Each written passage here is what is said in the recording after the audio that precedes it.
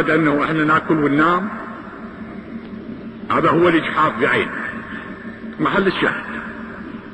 من جملة الأمور التي يتكلم بها الشارع الآن والتي سبقت في سنين سابقة أيضا، أن جملة من الجهال، وإن كان هي قد لا تكون لطيفة ولكن هكذا هو الواقع، أنهم جعلوا من حرم الحسين سلام الله عليه كعبة، وجعلوا من الشارع الذي بين الحرمين مطافا. وأنا رأيتهم ربما أكثر من مرة يلبون ويركضون. أنا أقول وقلت ولا زلت أقول أن هذا حرام.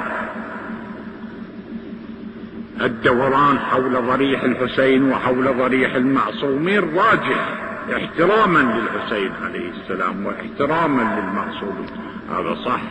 والتعب في سبيل الحسين عليه السلام وفي سبيل المعصومين راجح، لأنه احترام لهم وانقياد للشريعة ولله سبحانه وتعالى، هذا خير صحيح. ولكن الوهم أن هذا هو شبه الحج أو هو الحج أو المجزي عن الحج، بدليل على أنه يلبي بحماس، وإذا قالوا له لا سوي هو يسوي، كأنما جاي حج في كربلاء. لا، العفو، هذا غير ممكن، بل هذا هو الحرام بعينه.